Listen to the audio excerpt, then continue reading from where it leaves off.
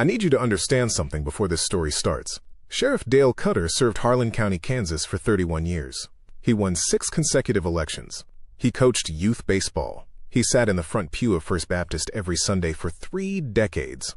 When he retired in 2021, the county threw him a party at the fairgrounds, and 200 people came. The Red State Horror presents The Sheriff of Harlan County, Kansas, 1993 to 2023.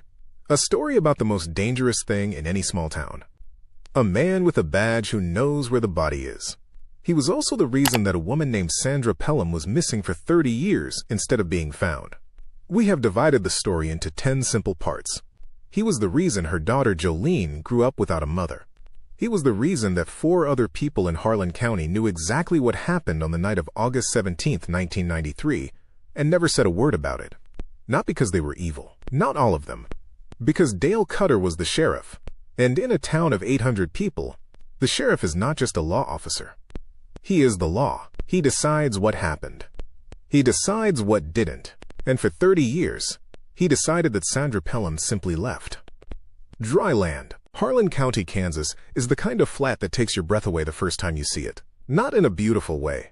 In the way that a locked room takes your breath away, the absence of anywhere to hide, the sky pressing down on you from every direction, the horizon so far and so level that you start to feel the curvature of the earth. There are no trees to speak of. There are wheat fields that run to the edge of sight. There are grain elevators that rise above the flat like watchtowers, which is essentially what they are. Some roads go straight for 20 miles without a single turn, because there is nothing to turn for. Harlan is the county seat. Population 812 as of the last census, down from 1,100 in 1990.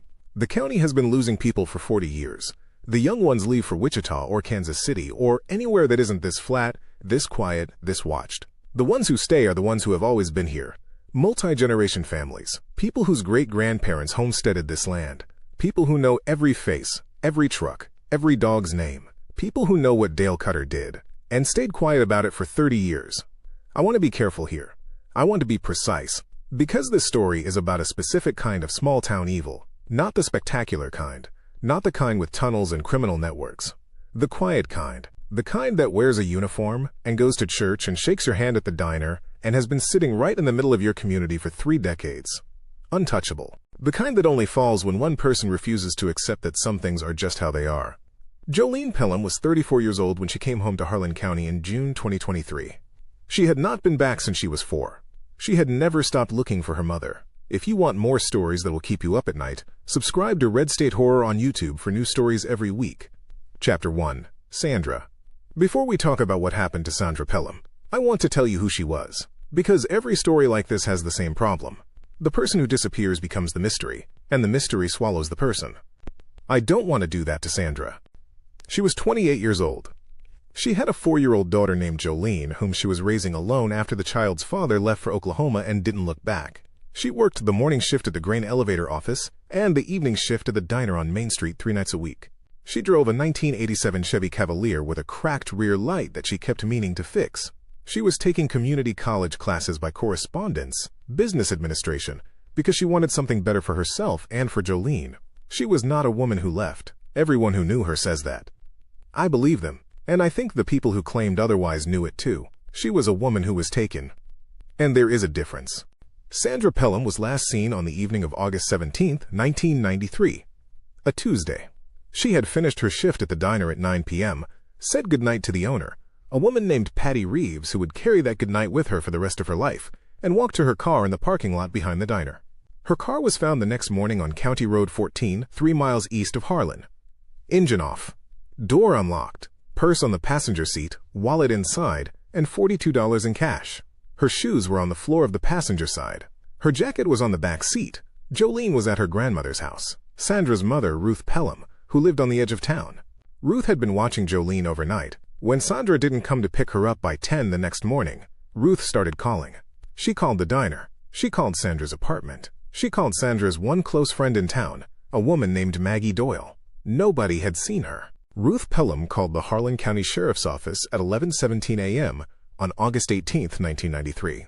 The call was taken by Deputy Dale Cutter. He was 38 years old. He had been a deputy for 6 years. He was up for election for the sheriff's position the following November. He told Ruth that adults had the right to leave if they wanted to. That Sandra's car being abandoned didn't necessarily mean anything. That they'd look into it. They looked into it for 3 weeks. Then the official determination was made. Sandra Pelham had left of her own accord. Abandoned her vehicle. Abandoned her daughter. Left Harlan County and did not want to be found. It was Dale Cutter who signed that determination. He was elected sheriff 2 months later by a margin of 641 votes to 112. She didn't leave. She would never have left me. I have known that my entire life, and I am done being the only one who says it out loud. That's Jolene. She said that to me in a diner in Wichita 3 months after everything came apart, holding a cup of coffee in both hands like she needed something solid to grip. She is 34 years old, and she has her mother's eyes, according to the one photograph she has. A Polaroid taken at a county fair, with Sandra laughing at something off camera, with 4-year-old Jolene on her hip. Jolene has carried that photograph for 30 years. Chapter 2. What Jolene knew. Here is what a 4-year-old child knows when her mother disappears and doesn't come back. She knows something is wrong. She knows it in the wordless way that children know things. In the body, before the brain has language for them. She knows her grandmother is crying in the kitchen when her grandmother thinks Jolene is asleep. She knows the man with the badge who comes to the house is not helping. She doesn't know how she knows this. She just knows. And she knows this is the one that never left her. The one she told me about with a stillness that made me very quiet. She knows that her mother did not want to leave her. Some part of her has always known this with a certainty that no official determination, no adult explanation, and no well-meaning social worker could touch. Mothers who want to leave their children don't take their shoes off first. Jolene grew up in Harlan with her grandmother Ruth. Ruth was a quiet woman who worked hard and said little, and loved Jolene fiercely and completely. She filed repeated requests with the sheriff's office for updates on Sandra's case. She wrote letters to the Kansas Bureau of Investigation and to her state representative. She saved every response she received, which was few, and every non-response, which was many, in a manila folder in the drawer of her bedside table. Ruth Pelham died of a stroke in 2011. Jolene was 22. She went through the house afterward and found the folder in the bedside drawer. She sat on the edge of her grandmother's bed and read every piece of paper in it. Most of it was procedural. Case reference numbers, standard letters saying the case remained open, form responses with nothing to say. But near the bottom of the folder, in an envelope with no return address, was a single sheet of paper. Handwritten, no signature. The handwriting was cramped and slanted, and had clearly been written in a hurry or by someone afraid. It said 4 things. It said, she didn't leave. It said, Dale Cutter knows what happened. It said, look at the property on Route 9, south of the grain elevator. The one the county uses for equipment storage. It said, I'm sorry I can't say more than this. I'm sorry I didn't say it sooner. No signature. No date. The envelope's postmark was smudged beyond reading.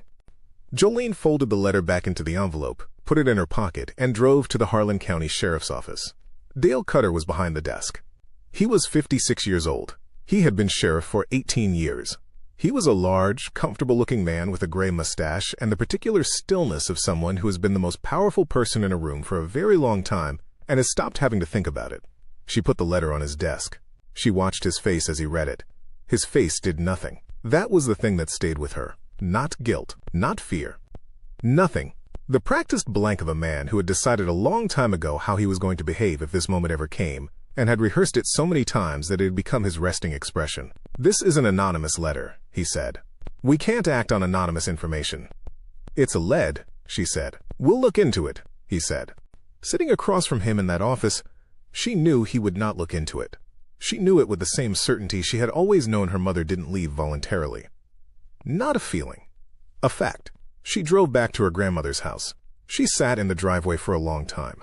Then she went inside and started planning. If you're feeling what I'm feeling right now, that particular fury that comes from watching power protect itself, hit the like button. It helps this story reach more people. And this story needs to reach more people. Jolene's mother deserves that. If you want more stories that will keep you up at night, subscribe to Red State Horror on YouTube for new stories every week. Chapter 3, The 12 Years. 12 years. That's how long it took from the day Jolene found the letter to the day she came back to Harlan County with enough to finally make something happen. I want you to sit with that number for a moment. 12 years of working towards something, mostly alone, with no guarantee it would ever matter. I asked her once how she kept going. What got her out of bed on the days when it felt pointless? She said every night before I went to sleep, I looked at that photograph. The one from the fair, and I thought, somebody knows where she is. Somebody has always known, and they have been sleeping fine for 30 years, while I haven't known where my mother is. That made me angry enough to get up the next morning. Every single time. Anger. Clean, focused, sustained anger. That's what 30 years of injustice produce in the right kind of person. And Jolene Pelham was the right kind of person. She moved to Wichita in 2012. She got a job as a paralegal at a personal injury firm. She spent her evenings and weekends deepening what her day job was teaching her. How court records worked, how property records worked, how to file public records requests, and what to do when those requests were denied and denied again and denied a third time. She learned that the property mentioned in the anonymous letter, the county equipment storage facility on Route 9 south of the grain elevator, had been transferred to county ownership in 1991, 2 years before Sandra disappeared. The transfer was signed by the Harlan County Commission. One of the 3 commissioners who signed it was Walt Briggs, who had also served as Dale Cutter's campaign treasurer in 1993. She filed a public records request for any environmental assessments of that property. The request was denied. She appealed.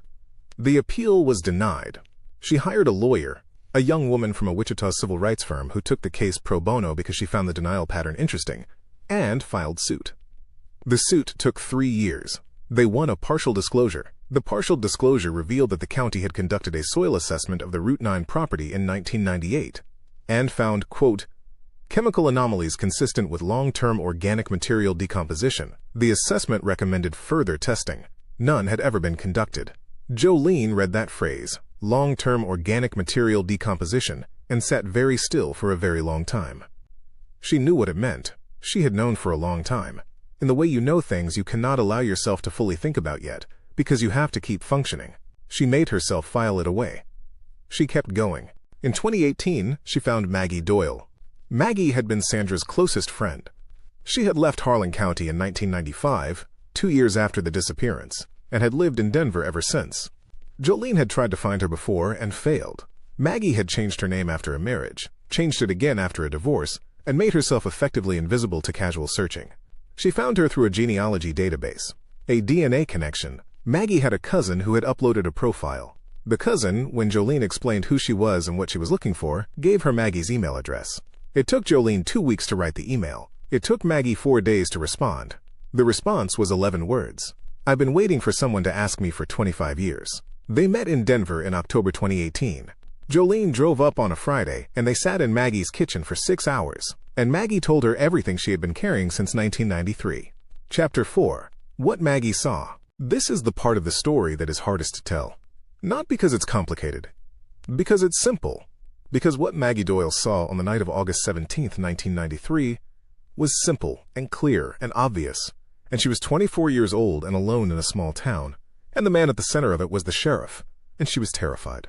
I don't say that to excuse what she did, which was nothing, for 25 years. I say it because I want you to understand how this works, how power works in a place like Harlan County, how a person can see something and know something and still choose silence, not out of evil, but out of the most ordinary human thing in the world.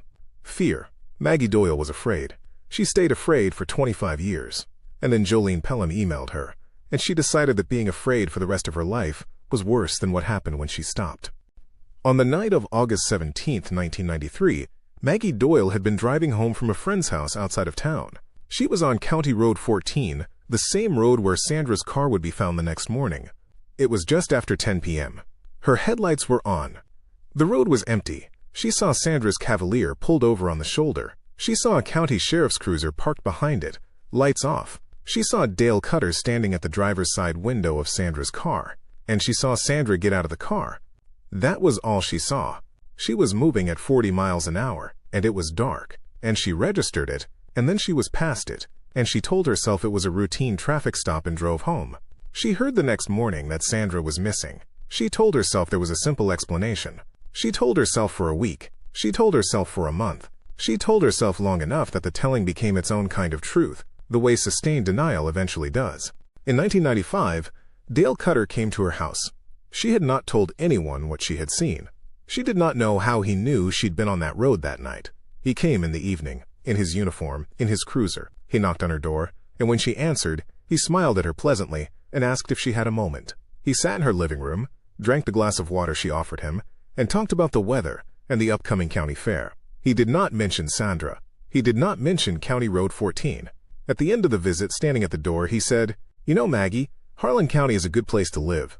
Safe, quiet. It's a good place for people who want to keep a low profile.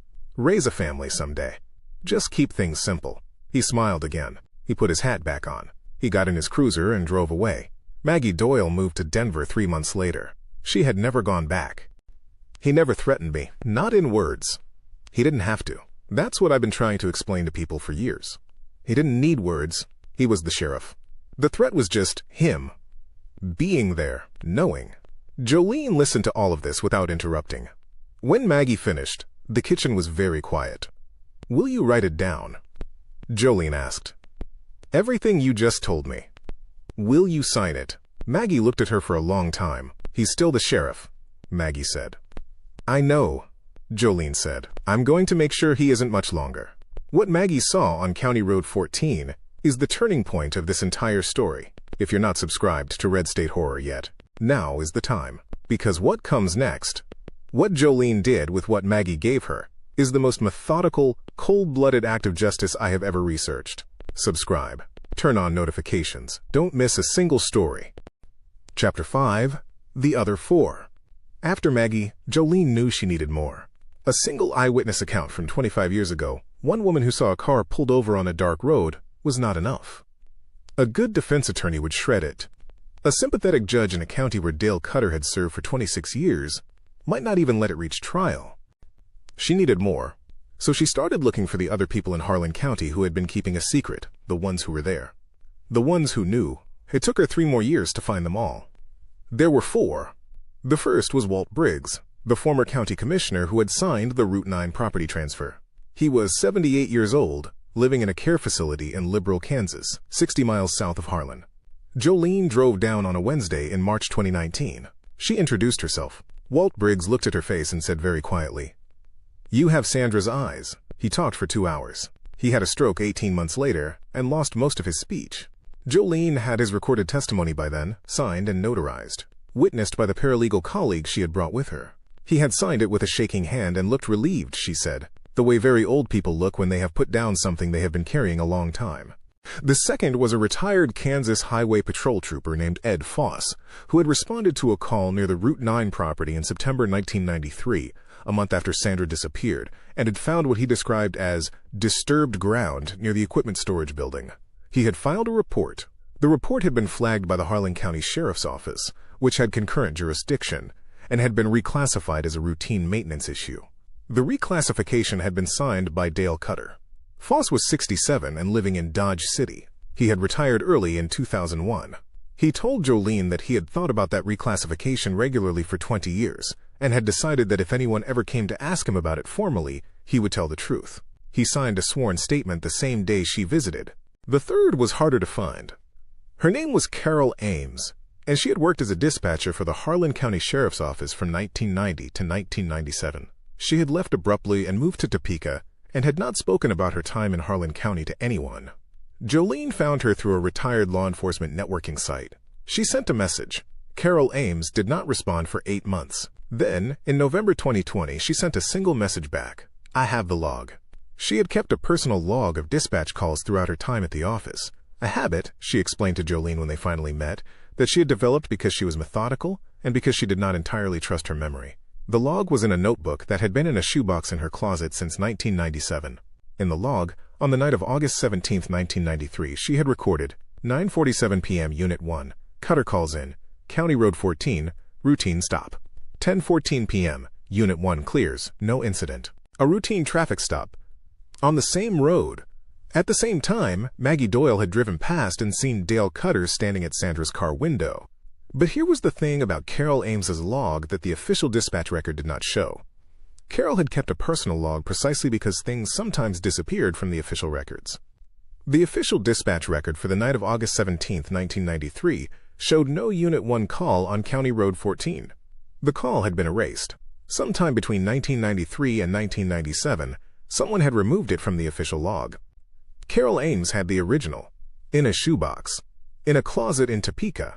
She had kept it because some part of her 27 years ago had understood that she might need it someday. I didn't know what I was keeping it for. I just knew I couldn't throw it away. I couldn't explain why. I just couldn't. The fourth person was the one Jolene had least expected. His name was Roy Cutter, Dale Cutter's younger brother. Chapter 6. Roy. Roy Cutter was 61 years old and lived alone in a farmhouse 8 miles outside Harlan. He had never married. He worked a small wheat operation that kept him solvent, but barely. He drank, though not more than he had 20 years ago, which is its own kind of statement about a man. Jolene had not known about Roy. She had not been looking for him. She found him the way you find the thing that breaks a case open.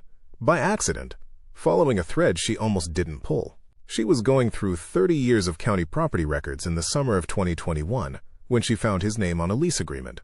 The county equipment facility on Route 9, the one with the anomalous soil assessment, the one in the anonymous letter, had been accessed under a secondary key registered to Roy Cutter in September 1993.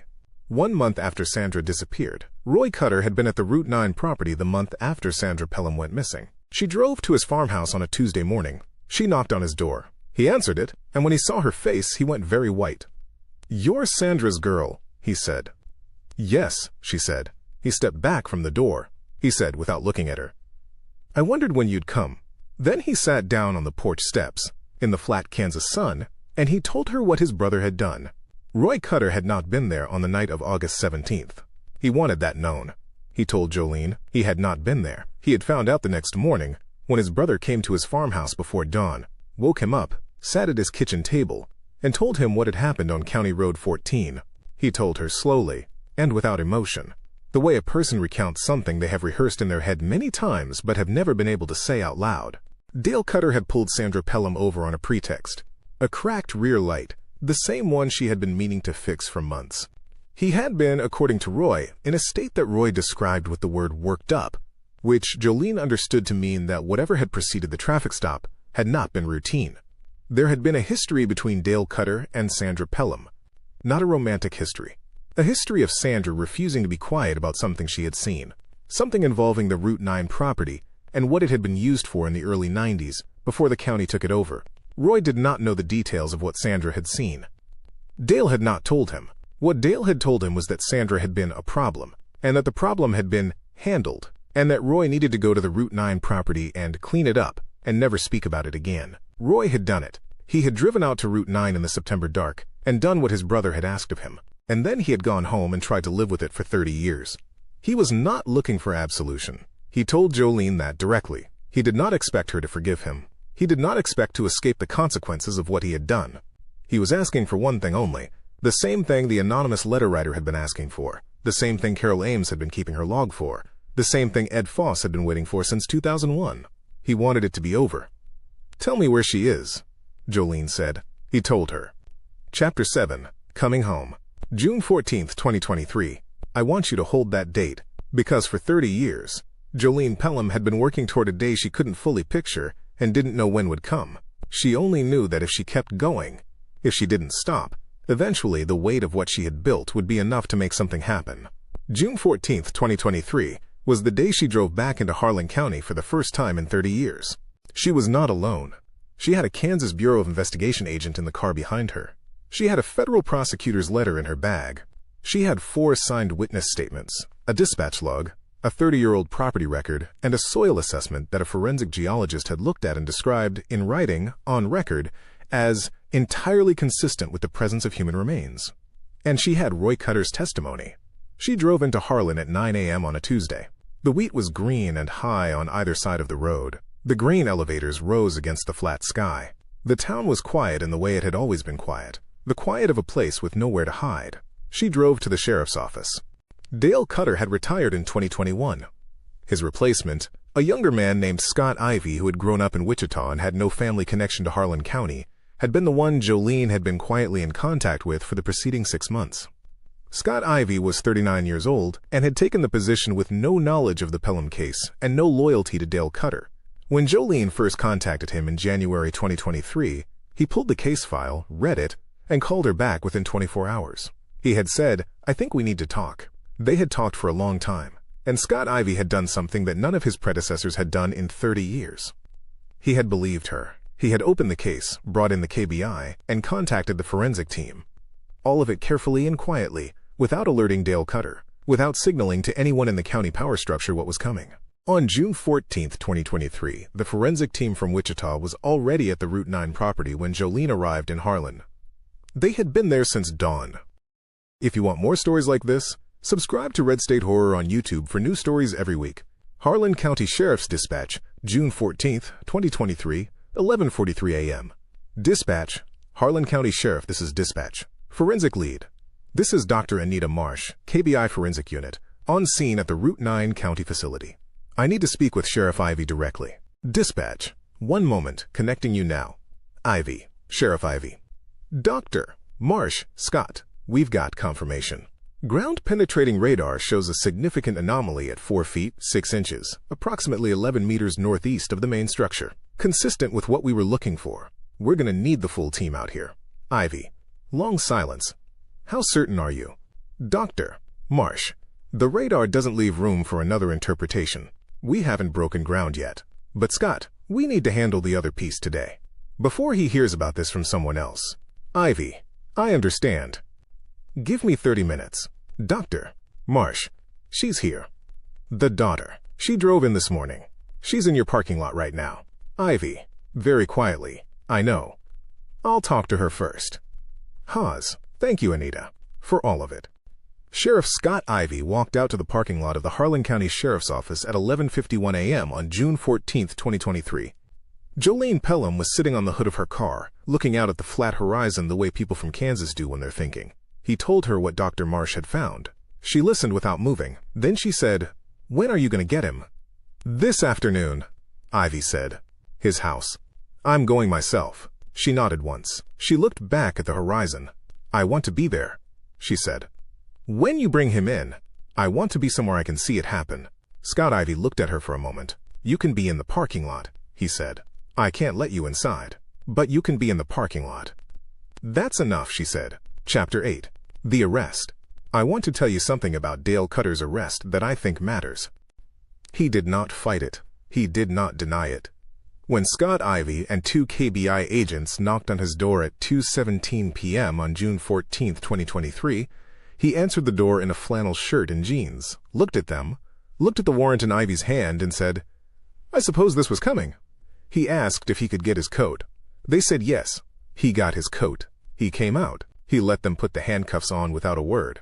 I keep coming back to that. He had 30 years to decide how he would handle this moment if it came. 30 years to build a story, an alibi, a defense. And when the moment came, he asked for his coat and walked out. I think he was tired. I think 30 years is a very long time to be what he was. And I think that somewhere under all of it, under the 6 election wins and the church attendance and the Little League coaching and the retirement party with 200 people, somewhere under all of that, Dale Cutter had not slept well in a very long time. The cruiser with Dale Cutter in it pulled into the sheriff's office parking lot at 2:44 p.m. Jolene Pelham was standing by her car. She watched them bring him in. He was in handcuffs, and he was walking steadily, and his face wore that same practiced blankness it had in his office 12 years ago when she had placed the anonymous letter on his desk. He was looking at the ground in front of him the way people look when they are trying not to look at anything specific. He looked up once, just before the door, and he saw her. She did not look away. She held his gaze, and she did not move, and she did not speak. He looked away first. They took him inside. Jolene stood in the parking lot for a while after the door closed. The Kansas sky was huge and blue above the flat town. The wheat moved in the distance. The grain elevators stood against the sky like they always had. She called no one. She just stood there. I asked her what she had been thinking, standing in that parking lot after 30 years. She said, "I was thinking about my mom. About the photograph from the fair. I was thinking, I'm in the same county, the same air. I'm the closest I've been to where she is in 30 years. And I was thinking that it wasn't enough. It wasn't what I wanted. What I wanted was her back. And I can't have that. Nobody can give me that." She was quiet for a moment. But this was the next thing she said. This was the next right thing. And I got it. After 30 years, I got it. If you've made it this far. If you've been with Jolene through all of this, please share this story. Not for the channel. For her. For Sandra. Post it. Send it to someone. Write her name in the comments. Sandra Pelham. Let her name be spoken by more people than the ones who have been carrying it. Chapter 9. What the Ground Held. The forensic excavation at the Route 9 property took 3 days. I'm not going to describe it in clinical detail because this is a human being we're talking about, and she deserves more than clinical detail. I'll tell you what matters. They found her. After 30 years in the Kansas ground, they found Sandra Pelham. The forensic identification took 6 weeks, including DNA confirmation, which required a sample from Jolene. When the KBI agent called Jolene in Wichita on a Tuesday morning in late July 2023 and told her that the remains had been positively identified as Sandra Pelham, Jolene sat down on her kitchen floor and cried for the first time in years. Not because she hadn't known. She had always known. But there is knowing. And then there is the moment when the world officially agrees with what you've always known. When the thing that was invisible becomes visible. When the lie is finally, formally, provably a lie. That's what Jolene cried for. Not Sandra. She had never stopped grieving Sandra. She cried for the 30 years that the lie had taken from both of them. Dale Cutter was charged with first-degree murder, obstruction of justice, abuse of official capacity, and tampering with physical evidence. The charges were filed in federal court, removing them from Harlan County jurisdiction entirely, a decision made specifically because of the 30-year pattern of local judicial complicity. Roy Cutter was charged with accessory after the fact and evidence tampering. He cooperated fully with prosecutors. He pleaded guilty at arraignment. He was sentenced to 7 years, with the possibility of parole after 4, given his age and his cooperation. Walt Briggs, the former county commissioner, had died before charges could be considered. Ed Foss and Carol Ames were not charged. Their roles had been as witnesses who stayed silent, not as participants, and the prosecutors determined that their testimony was more valuable than their prosecution. Dale Cutter pleaded not guilty. He hired a lawyer from Wichita. The trial was set for spring 2024. It lasted 9 days. The jury deliberated for 4 hours. Guilty on all counts. He was sentenced to life without the possibility of parole. He was 68 years old. He will die in federal prison. When the verdict was read, Jolene was in the gallery. She had been there every day of the trial. She had sat in the same seat, second row, left side, and she had watched every witness and every piece of evidence, and every moment of the defense's attempt to explain away 30 years of lies. When the jury foreperson read guilty, she closed her eyes. She sat like that for a moment, eyes closed, in the second row, in a courtroom in a federal building in Wichita. Then she opened them, and she looked at Dale Cutter, who was being led away, who was not looking at anything anymore, and she said quietly enough that only the person next to her heard it, "I found her. I told you I would." Chapter 10. After. I have to tell you what happened to Harlan County after. Because this is where the story becomes something more than just a crime and a verdict.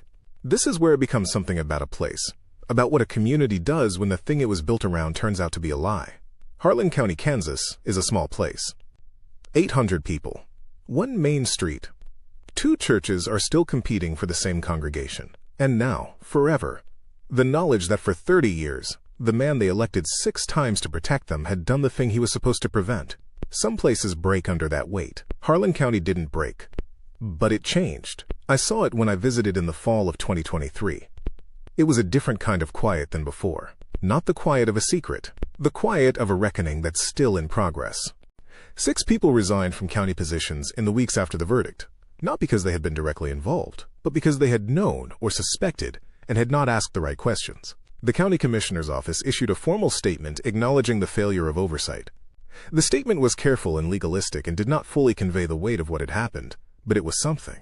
The First Baptist Church, where Dale Cutter had sat in the front pew for 30 years, held a service specifically to acknowledge what had been done and what had been allowed. The pastor was a young woman who had arrived in Harlan 3 years earlier and had no history with any of it. She called it a service of truth-telling.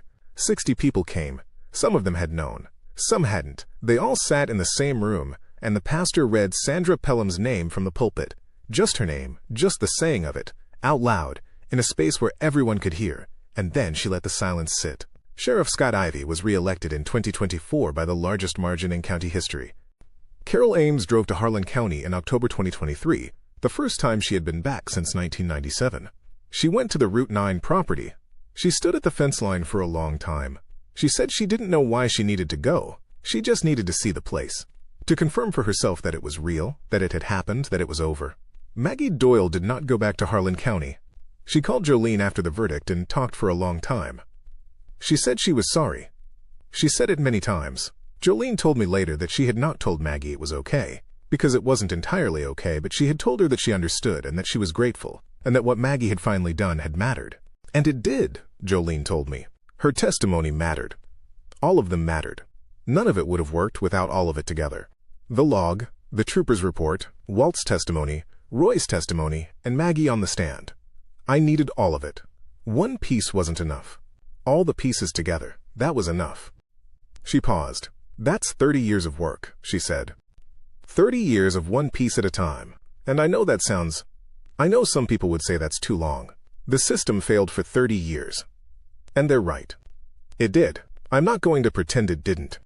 But, I said. She looked at me. But it didn't fail forever, she said. That matters. It matters that it didn't fail forever. Because I was going to keep going until it didn't. And I want other people who are where I was at 22 or 30 or last year, I want them to know that.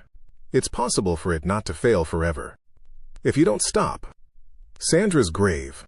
Sandra Pelham was buried in Harlan County on a Saturday in August 2023, 30 years and 4 days after she was last seen alive. The funeral was at the Methodist Church, not the Baptist one. Jolene chose that deliberately. 43 people came. Some of them had known Sandra. Some had known her only as the woman who disappeared, the case that never closed, the ghost that the town had been living with. Jolene spoke. She was not a natural public speaker. She told me this herself, and I believe it, because the speech she gave was clearly not crafted for an audience.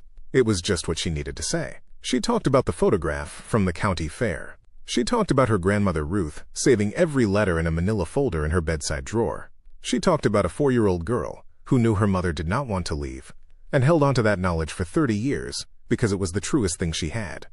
She said my mother was not a mystery. She was a person. She was a mother. She was taking business classes by correspondence because she wanted something better for us. She was going to fix the cracked rear light on her car. She had plans. She had a whole life in front of her, and someone took it from her. And then they spent 30 years making the rest of us doubt what we knew. She stopped. She looked out at the 43 people. We knew, she said. Some of you knew. And now everyone knows. And that's the last thing I'm going to say about it. Because I spent 30 years on this, and I'm done. I'm done now. She's home. She sat down. The minister said a few words, and then it was over, and people went to the graveside. And Sandra Pelham was laid in the Harlan County ground. Not in the Route 9 ground, not in the dark, but in a cemetery under the flat Kansas sky, with a stone that has her name on it and her dates, and the phrase that Jolene chose, which is the simplest and the most accurate thing you can say about a person who was taken too soon. She was here. She was loved. She was found. I drove out to the cemetery before I left Harlan County. It was a still October afternoon, the wheat fields brown now, the sky that particular October blue that Kansas gets. The cemetery's on the north edge of town, flat and open, the headstones visible for half a mile in every direction. Sandra's stone is in the newer section. It's smaller than some of the others. There were flowers on it, fresh ones recently placed. I don't know by whom. Maybe Jolene, though she had gone back to Wichita by then. Maybe someone from the church service. Maybe someone who had known Sandra and had been carrying 30 years of quiet guilt and had needed somewhere to put it. The flat Kansas sky went on forever above the grave. The grain elevators were visible in the distance, the same ones that had been there since 1993, or even longer than that. The town was quiet, a different kind of quiet now. I stood there for a while, in that quiet, and I thought about what Jolene had said. It didn't fail forever. That matters. She's right. It doesn't matter. It matters the way truth matters. Not because it fixes everything, not because it gives back what was taken, but because it is the thing that was owed, and it was finally paid. 30 years late, but paid. Sandra Pelham, born in 1965 in Harlan County, Kansas. She had a 4-year-old daughter named Jolene. She worked 2 jobs. She was taking business classes by correspondence. She had a cracked rear light that she was going to fix. She was not a mystery. She was a person, and her daughter spent 30 years making sure the world knew the difference. Dale Cutter is in federal prison. He will die there. Jolene Pelham lives in Wichita. She is 34 years old. She is, for the first time in her life, done. She told me, at the end of our last conversation, that she doesn't quite know who she is without this to fight for. That's not a sad thing, she said. It's just a new thing. She'll figure it out. I believe her. She figures things out. That's all for this week. Say her name in the comments. Sandra Pelham. She was here. If this story stayed with you, subscribe to Red State Horror. Every week, I find the stories that got buried, the people who kept going when they had no reason to, and the truths that took too long but finally came. That's this channel. That's what we do. Subscribe, share this one, and say her name, Sandra Pelham. Thank you for being here.